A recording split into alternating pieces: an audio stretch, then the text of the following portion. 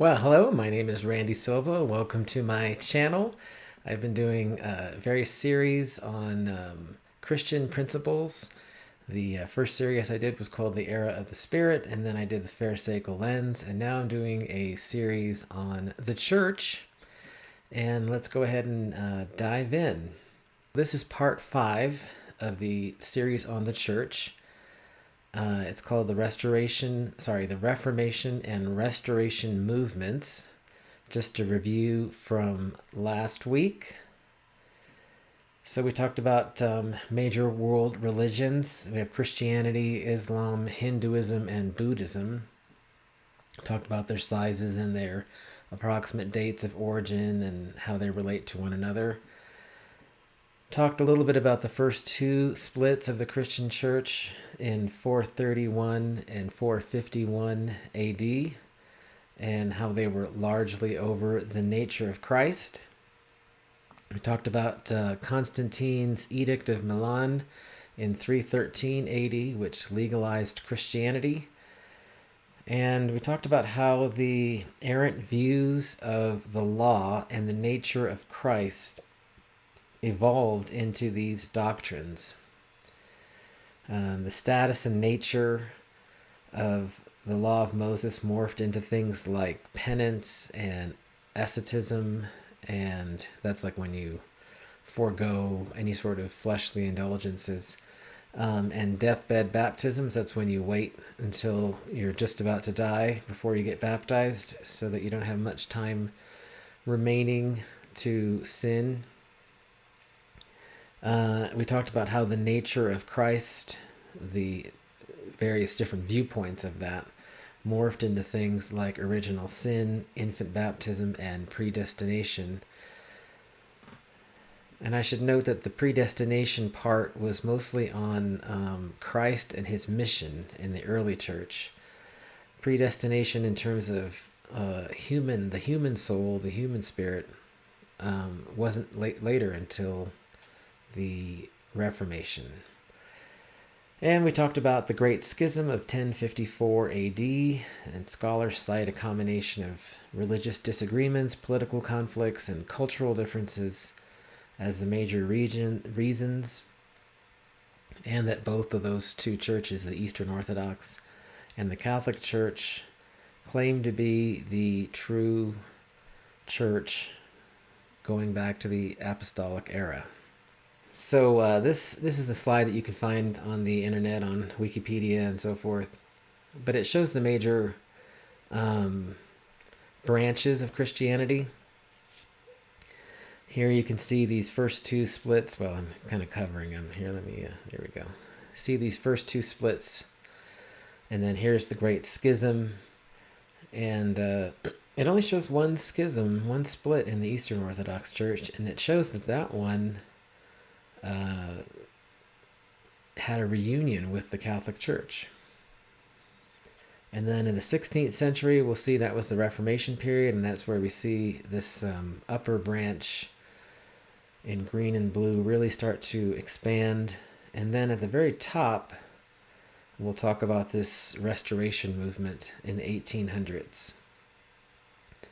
It's interesting that it shows this little dotted line going back to the apostolic era, that the churches in the Restoration movement themselves claim this separate lineage.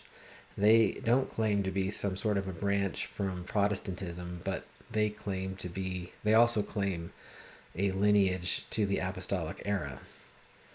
Here is a slide with different denominations and how they number. So we talked about how the different world religions related, but here's just some charts about how Christian denominations number. So you can see by far it's Catholic, but not far behind is Protestant. And then this is on the right. You have the Orthodox Church and all the other churches. Then you have here a breakdown. Again, Catholic, you can see, is this large red section. The Eastern Orthodox is this larger purple section. The Oriental Orthodox was one of the first splits, and it has a pretty large number of followers, 86 million. Then you have what's referred to as non-denominational. We'll talk a little bit about that, what that means, denomination versus non-denominational. And you have Protestant.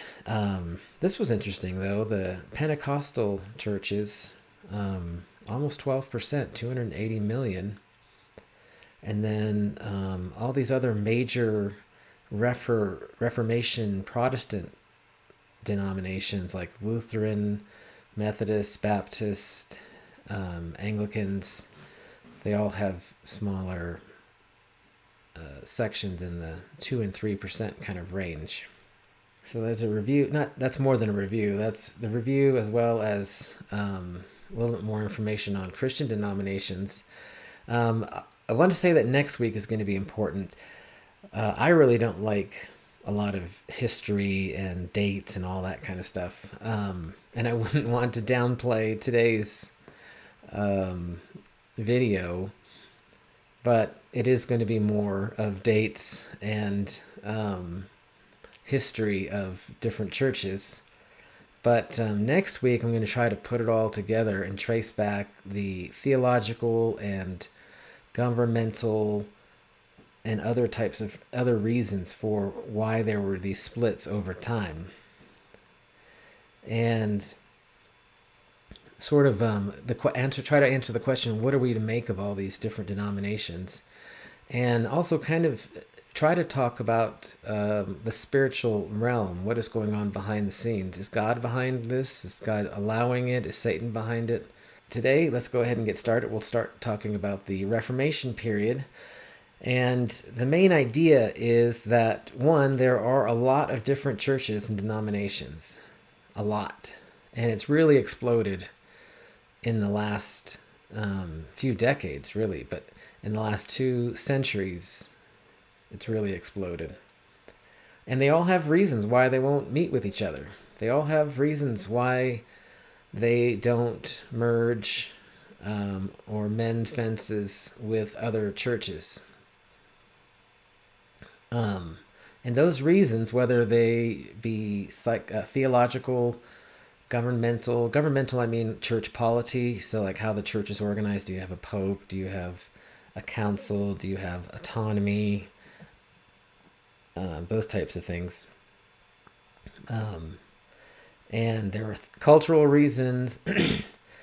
But whatever the reason is, that reason or reasons is important enough to divide over and remain divided. Okay, let me show another plot. So you can see the first 2 schisms of the church in 431 and 451 that yielded 3 different churches when you count the original church plus the 2. And then the Great Schism of 1054, now we're up to 4 different churches. Then you have the Reformation period in the 1500s. Towards the end of the 1500s, you're up to 20 different denominations now. And then in the 1800s, with the Restoration period, new churches, new denominations, plus more denominations even from the Reformation period. So now we're up to 100. And then the churches from those 2 movements, the Reformation and the Restoration movements, now produce, you can see it go from just 100 to 1,000 to 20,000, and then to the current number, which is 45,000. I did a quick search to figure out where are all these denominations? Where are they coming from? According to the internet numbers from the internet, North America, which is America, United States, and Canada, around 500 denominations. Latin America, around 2,000. Well, let me go in order. So North America, 500. Oceania, which is Australia, New Zealand, and all those islands in that region of the Pacific Ocean. Indonesia, that is 500, around 500. Europe is around 1,000. So that's, that's 2,000 churches. We've got a bunch more to go to get to 45,000.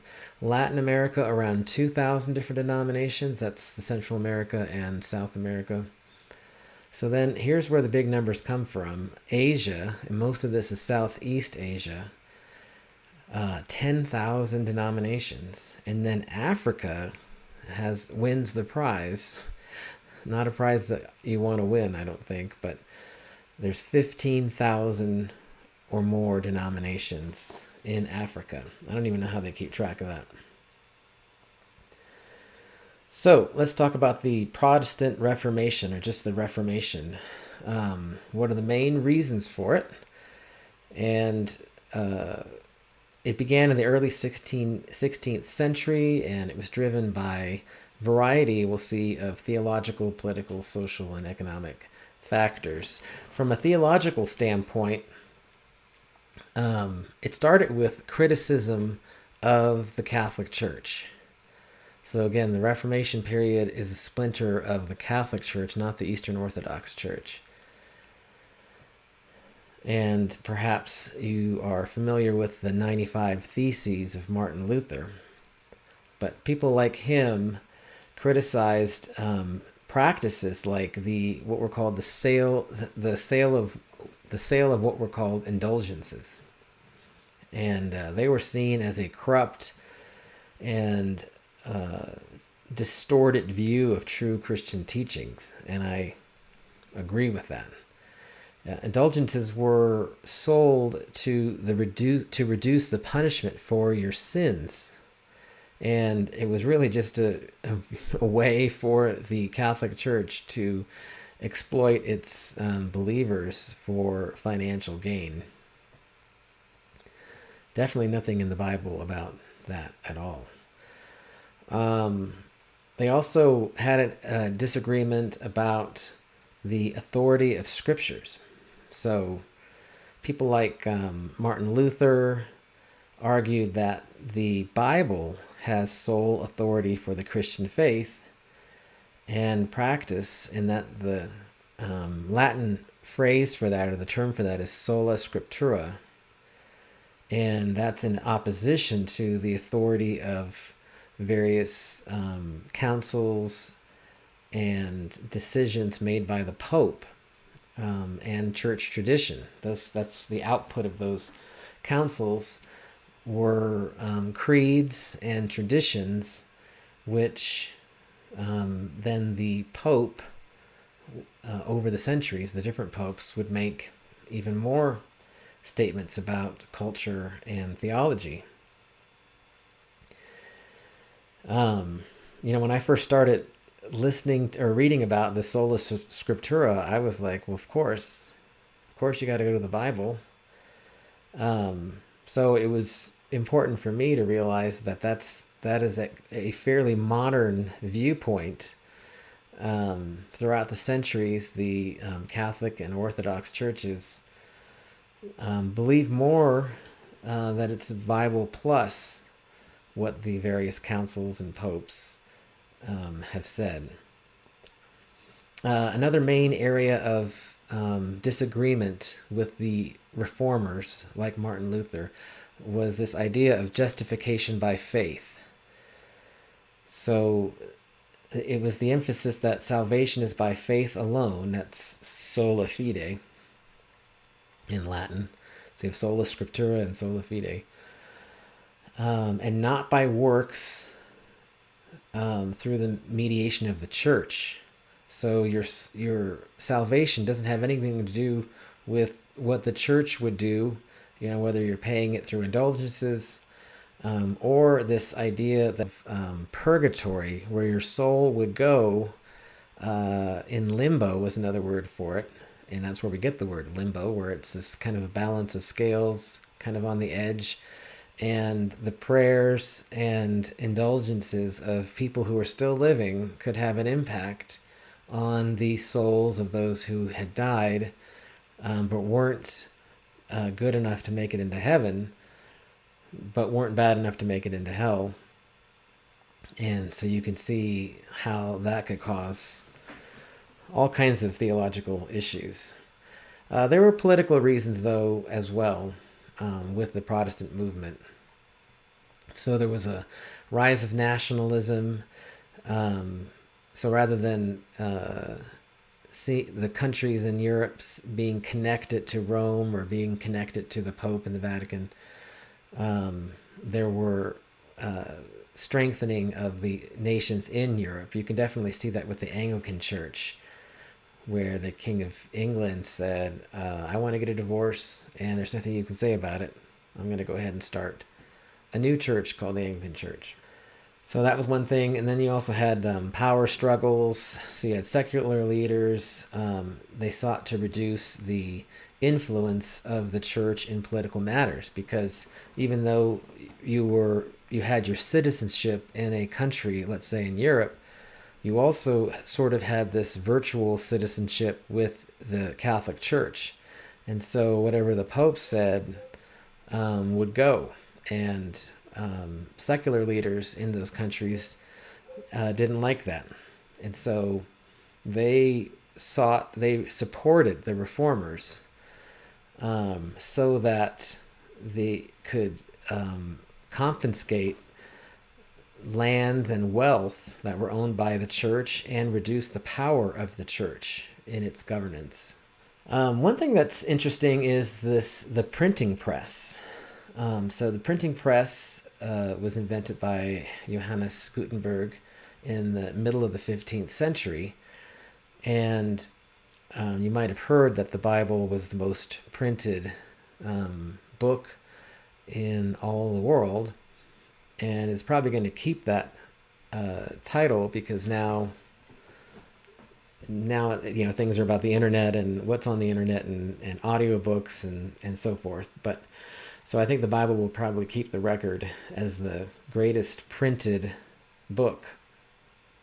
But besides being able to print Bibles so that people could look at Bibles themselves for a relatively cheap amount of money, it also allowed things like pamphlets and books written by reformers, and also just translations into other languages of the Bible and those pamphlets. It allowed reformist ideas to reach a large audience and garner widespread support. There were some intellectual reasons as well behind the Protestant movement. One was called humanism, and this came out of the Renaissance, and it emphasized a return to the sources of humanity, of human information and technology, things like the study of classical texts and science. So that was a new thing on the in these centuries after the Renaissance was the advent of science. The Catholic Church saw science as a possible detriment, a possible source of splits, which was true. And so they sought to suppress science as much as possible. But the reformers, many of them were scientists, the ones who weren't priests in the Catholic Church, like Martin Luther. And not only were they scientists, but education and literacy began to grow and be more common. And the idea of universities, a lot of the original universities were created or constructed from different Protestant denominations. A lot of those in modern days have a very loose relationship to whatever denomination created them. So we talked about Martin Luther. There were other key figures in this time. Martin Luther posted his 95 Theses in 1517. They're actually more like 95 little bullets. Some of them were related to each other.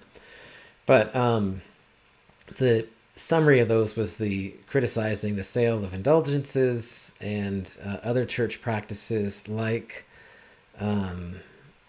the idea of limbo, and also the idea that the church owned the knowledge of the Bible So again, the printing press, being able to print that in modern languages and being able to translate that, sparked this Reformation period. So another major person involved this was John Calvin.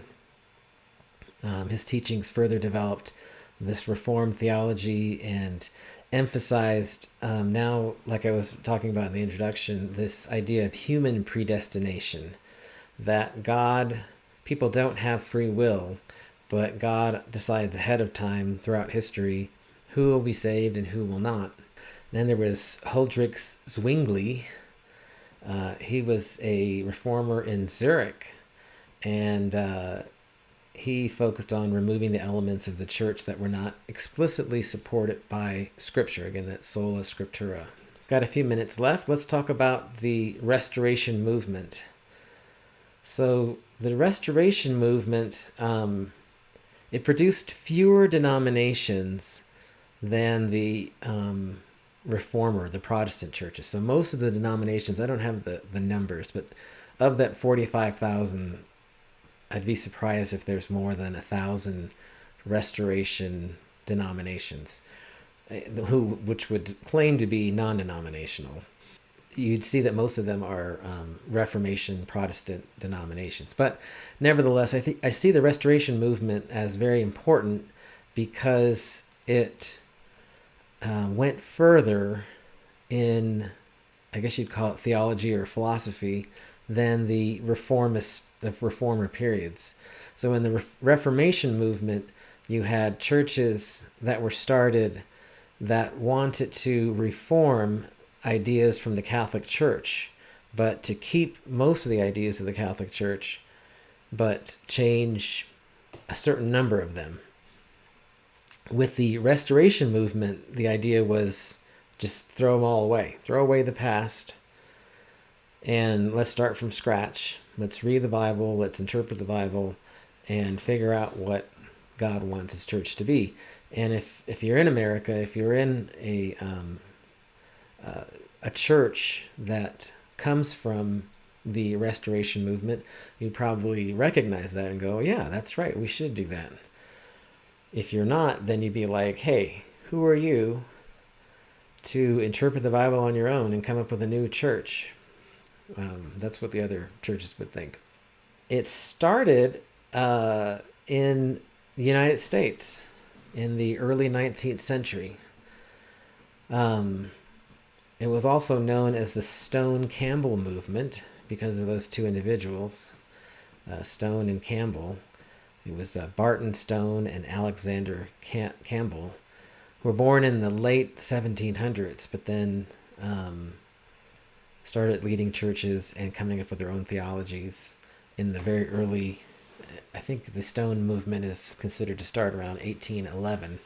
So it aimed to restore the original apostolic Christian church.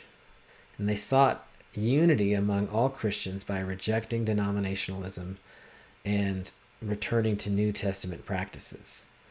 So this idea of denominationalism, denomination is a Latin word meaning of a certain name. And it means that the idea in the Reformation period was you would identify with a particular church that was associated with a person's, like John Calvin, with their theological beliefs. And so you would be of that name. Churches like the Lutherans, the Methodists, those types of denominations. Nevertheless, in the Restoration movement, they didn't want to be called denominations because they didn't like this idea of just having a name that is associated with somebody's theology. So they call themselves non-denominational, but they're still something. You still have to call the group something. So whether you call it a denomination or just another church or a movement or something like that, somehow you still have to give it a name, even if they don't like the idea of the name denominational. But it's also interesting to realize that they sought unity among all Christians. They really wanted to unify all the different denominations and the Catholic Church and the Eastern Orthodox Church back into one Christian church. I don't think they were naive enough to think that they would accomplish that, but I think their idea was to publish their ideas, start churches, and if you wanted to be a member of this continuing apostolic church from the first century, you would join them. So people like Barton Stone and Alexander Campbell were deeply concerned with the divisions within Christianity, as am I. I don't know what they would do if they were alive today. Back then they'd be, I can't believe there's 100 different denominations. Here it would be, I can't believe there's 45,000 denominations. And it's just crazy. Just too many to even keep track of. So they were concerned about that, and they sought to promote unity among Christians by restoring the church to its New Testament roots, the first century apostolic church. They called this a return to New Testament Christianity, and it emphasized practices and beliefs of the early church described in the New Testament. They also focused on the autonomy of local congregations, so that would be about church polity, and that was more of a reaction to how the Pope and even some of the reformers controlled the doctrines of their denominations. So you could see how this type of philosophy of autonomy could create and be responsible for thousands of, or let's say 1,000 or so denominations. We talked about sola scriptura, scripture alone, and with the Protestant movement, but that was also the same foundation of the Restoration movement. They just wanted to go further and restore the scriptures, a church based on the scriptures alone, with no baggage from pre-existing denominations and churches. It's thought that the Restoration movement had a lot to do with the democratic ideals of America, the United States, just as the United States found it basically with the same kind of principle. We're going to split off from Britain, and we are going to create a brand new, we're not going to just take their style of government and change a few things. No, we're going to create a brand new constitution. And so it was, from a political and ideological standpoint, it was the spirit of America to start over, start from scratch, go back to your roots. So I mentioned some of the key figures as Thomas Campbell, and there was another guy, Alexander Campbell, and Thomas was his father, but Alexander really took his father's ideas and were instrumental in really shaping a movement. And they wrote a lot of books that are still available to this day. Barton Stone, he was credited with the Cane Ridge Revival and subsequent efforts to promote Christianity and unity. What you will see, though, is that because of this idea of just scrapping everything, going back to the Bible, and interpreting it to create a new theology, the churches that were formed from the Restoration period vary greatly. So the main church is the Church of Christ, but there was also the Disciples of Christ and the Christian Church. Those three were fairly similar, but also coming out of that was the Mormons and the Jehovah's Witnesses, and also the Adventists, or the Seventh-day Adventists. And if you know anything about those churches, I'm not going to go into detail, but all of those different churches differ greatly when you compare them to the kind of differences that you see between like Lutherans and Methodists and Presbyterians. Okay, so that is a review of these two major movements that I believe are behind a lot of the different denominations or churches, whatever word you use. And join me next week to really try to put this all together and not talk about history or dates and so forth, but try to talk about theology and church polity, and try to connect all these different various splits into a more summarized way, and also again talk about what it's really hard to think about God or think for God, but still try to figure out what God would think, what God thinks about all these different denominations. Thanks again for joining me. Reminder to subscribe and like this video, and have a great evening.